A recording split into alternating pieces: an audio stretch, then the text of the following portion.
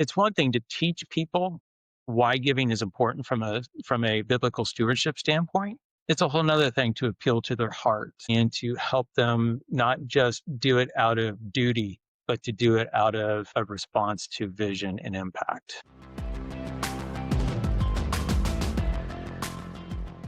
Welcome to Distilled. We are in our third episode where we're talking with DeWayne from MortarStone, having a great conversation about year-end giving. If you haven't, go back to the first and second episode of this to kind of catch up on where we're at.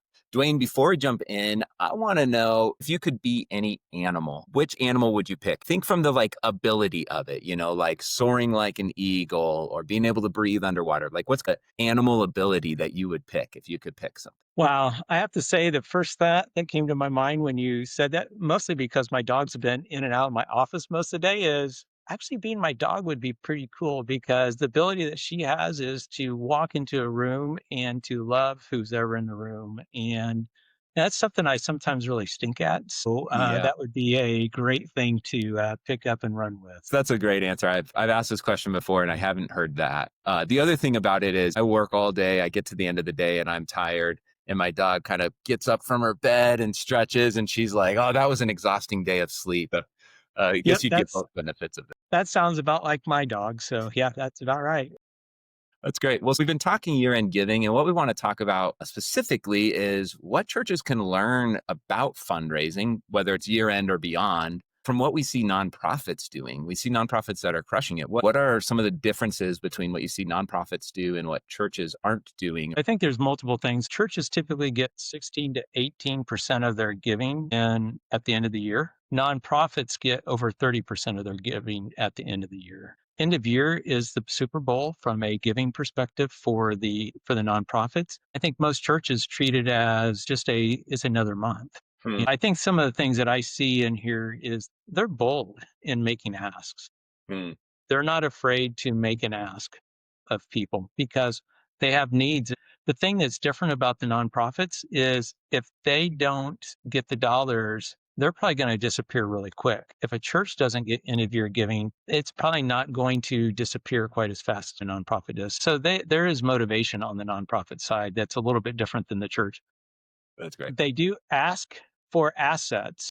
Hmm. So, recognizing that the people that they're talking to are the people that they know have wealth. So they are not asking for a cash flow based gift. They are asking for a gift of, hey, Kira, can you give a gift of $20,000? Kira's like, I don't have that much cash.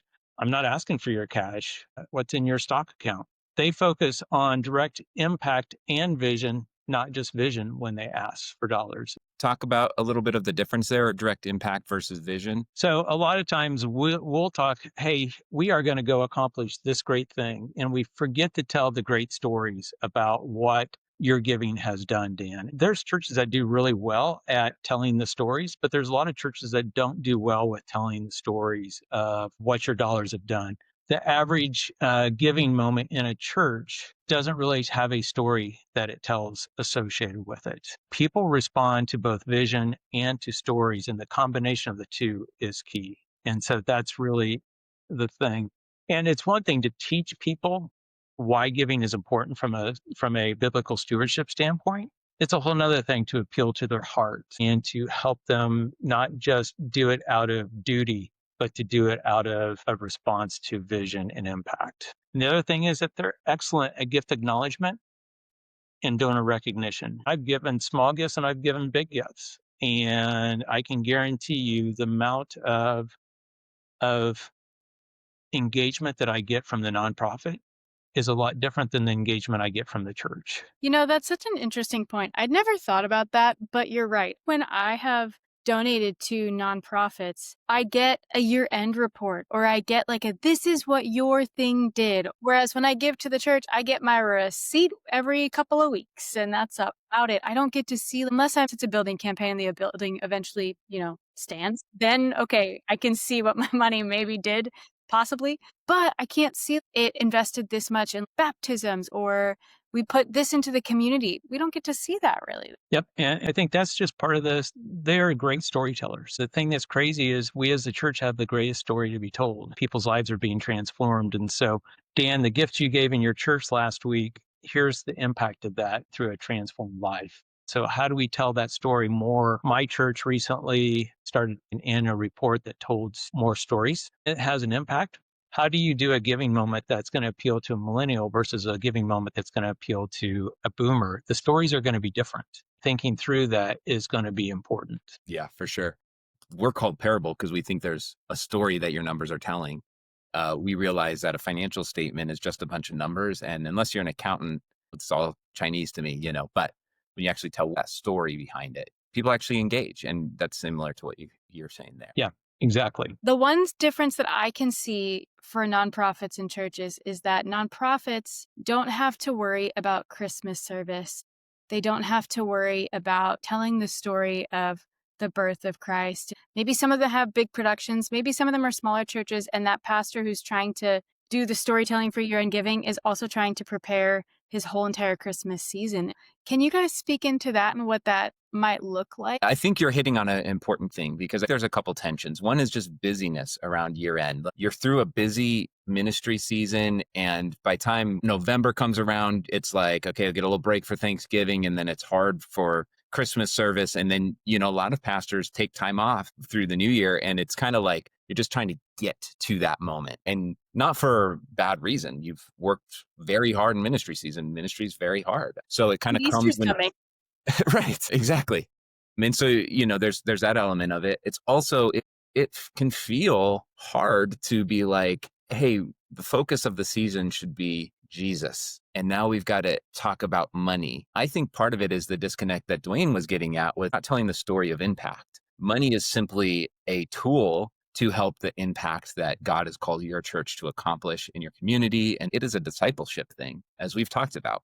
Jesus makes a direct connection between heart and money. So if you're ignoring it, it's like you're ignoring a key discipleship piece.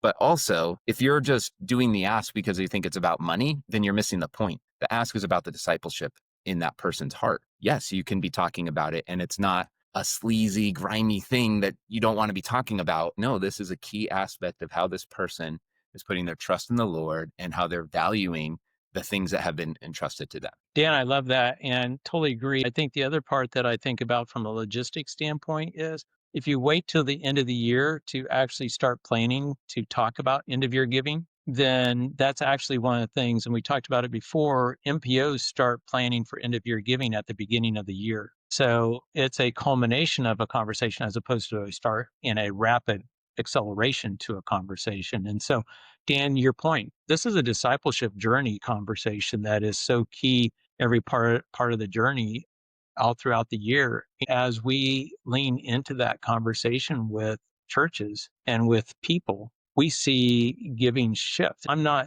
proclaiming that we should be seeking to get 30% of our giving at the end of the year because we improved that cycle. But I think we also have to recognize that nonprofits are reaching out to our people and engaging them differently during that year than at the end of the year than what they are anywhere else. To me, this is a huge discipleship journey, but utilizing end of year as a start for some people in that journey. Yeah. Well, I want to wrap it on this because it ties back to our first question in episode 1, where we said, when should you start talking about year-end giving? You started with it's too late. You paused for a second and it gave me a chance to think. And the reality is, like, year-end giving shouldn't be just about a season leading up to year-end giving. It's a journey that you take your people on intentionally every day. In a sense, it's always too late to start. You should have always started yesterday, because this is not a one-time thing or just an ask for money. This is a discipleship thing. It's a journey that you're leading these people onto. So, DeWayne, great conversation. Give it to me straight. What is one takeaway or action item every pastor needs to take from this episode? It is start discipling your people. Focus on a discipleship journey that includes generosity, because you don't know who all in your church has the spiritual gift of generosity because it's not been unleashed yet. So find those people. That's great. DeWayne, we've really enjoyed getting to talk with you. We love these episodes. If you all have not, go back and listen to the other episodes. And DeWayne, if people want to continue the conversation with you or have questions, how can they find out more about you and about MortarStone? As always, find us on LinkedIn or find me or come on over to our website, mortarstone.com. And we've got a lot of resources. We've got some end of year webinars from prior years, and we've got some other downloads that I think would be really valuable for this conversation. Well, that's great. Well, thanks everyone for joining us. The links to everything that DeWayne talked about is in the show notes, so check those out, and we'll catch you next time. Thank you.